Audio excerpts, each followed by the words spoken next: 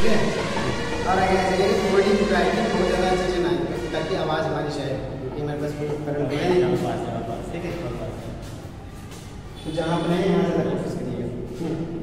तो हम कहाँ के केंद्र पसारी बल, केंद्र पसारी बल क्या होता है? केंद्र पसारी बल जो है पृथ्वी के घूर्णन से प्रकट होता है, यानी कि पृथ्वी का घूर्णन, अगर यदि पृथ्वी इस प्रकार से घूमती है तो पृथ्वी के जो पदार्थ हैं ध्रुवों पर है वो विषुवत रेखा की ओर आने का प्रयास करते हैं केंद्र पसारी बल के कारण। ये सामान्य ऐसा बल है कि अगर कोई भी वस्तु अगर घूमती है, घूमने के कारण ही केंद्र पसारी बल लगता है, यानी केंद्र से बाहर की ओर लगने वाला बल। यदि आप भी ऐसे घूमना प्रारंभ कर दें तो आपका हाथ अपने आप इस प्रकार से सीधा हो जाएगा। केंद्र पसारी बल अगर बल्टी भी आप ले लें पानी से भरी तो वो भी सीधी हो जाएगी, आप दोनों घूमेंगे। जैसे अगर आप गमछा लिए रहें, गले में लपेटे रहे और तो घूमने लग जाए तो गमछा भी ऊपर उठ जाता है। और एक उदाहरण आपको पता होगा, जैसे नृत्यांगनाएं नृत्य करती हैं तो आप देखेंगे उनका जो घाघरा है वो ऊपर उठ जाता है, ठीक है। वो भी एक नृत्य की विधा होती है, उसमें बढ़िया लगता है, इसलिए वो भी केंद्र पसारी बल के कारण ही इस प्रकार से उठता है। तो केंद्र पसारी बल का रोल यहाँ पर है, ठीक है। अब केंद्र पसारी बल हो गया, मिल गया हार्ट स्पार्ट मिल गया, हार्ट स्पार्ट से प्लूम मिलती है, क्या प्लूम। हार्ट स्पार्ट से क्या दुर्बलता मंडल बन गया, ठीक है, स्फीयर बन गया, वहां पर मैग्मा बन गया, बिगड़ी हुई चट्टानें हो गई।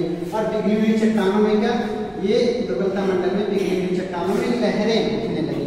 और जो दुर्बलता मंडल में बिगड़ी हुई चट्टानें लहर के रूप में आगे पीछे हो रही थी, उसी होने को प्लूम कहते हैं, यानी कि इन लहरों को, दुर्बलता मंडल की लहरों को प्लूम कहा जाता है, ठीक है। अब ये प्लूम जो है यदि प्लेटों में धक्का मारती है, धक्का मार के आगे पीछे करती है, प्लूम बहुत महत्वपूर्ण है।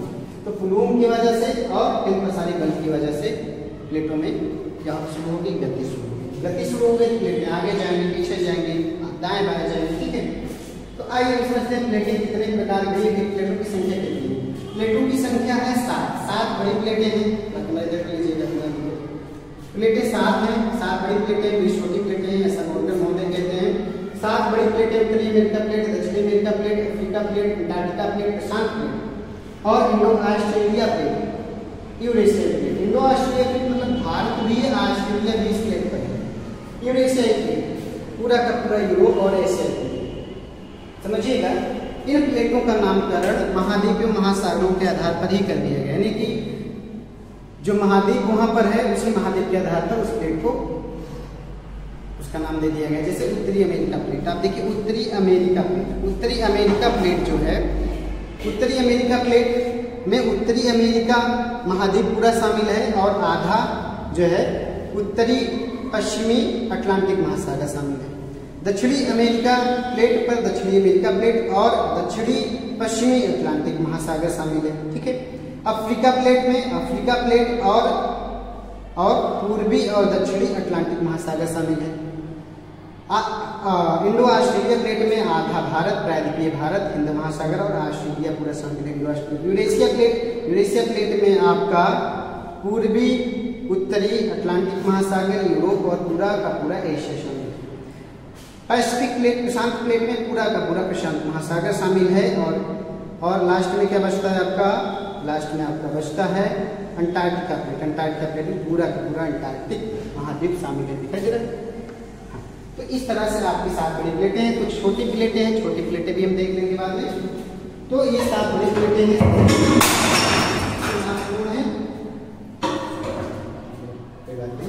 अब देखिए प्लेटों का हम वर्गीकरण करते हैं। देखिए प्लेटों का वर्गीकरण हम 2 आधार पर करेंगे। पहला प्लेटों की गति के आधार पर, दूसरा प्लेटों के स्वभाव के आधार पर। स्वभाव क्या और गति क्या?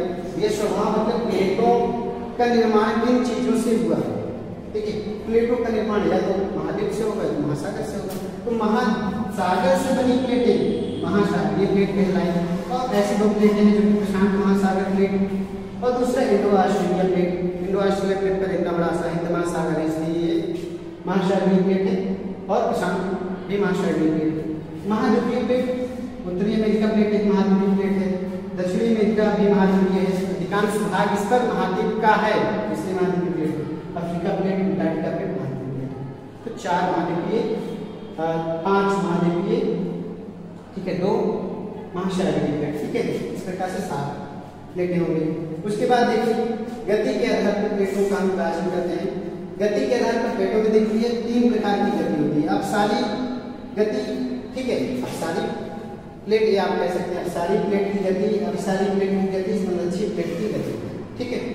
या इसी को हम अपसारी प्लेट किनारा, अपसारी प्लेट किनारा, अभिसारी प्लेट किनारा, संरक्षित प्लेट किनारा भी कह देते हैं, ठीक है।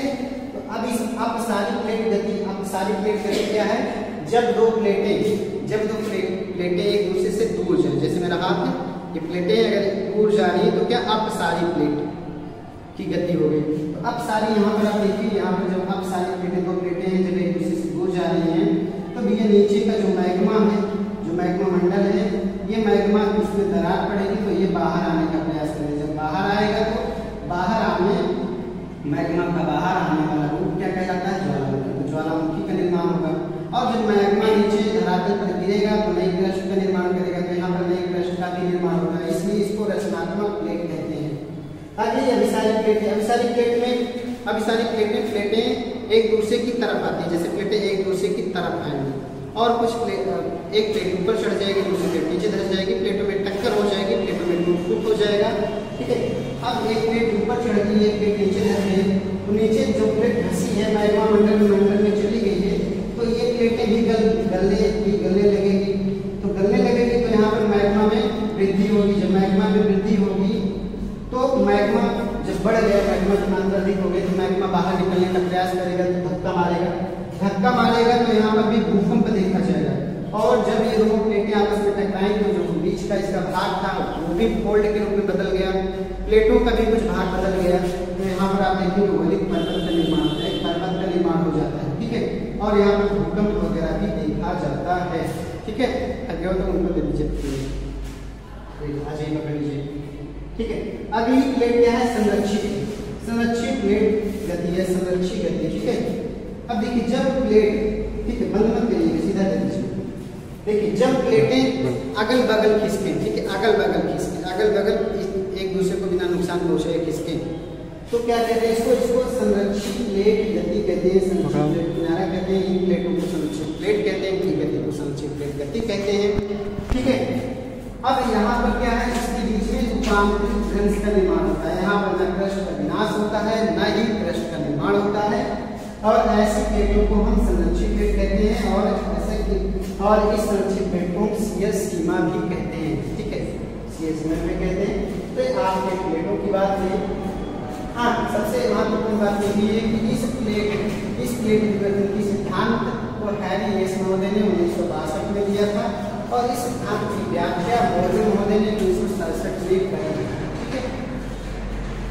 Morgan, Harris, McKenzie, Parker इत्यादि प्लेट विवर्तन के सिद्धांत के समर्थक रहे, ठीक है। धन्यवाद।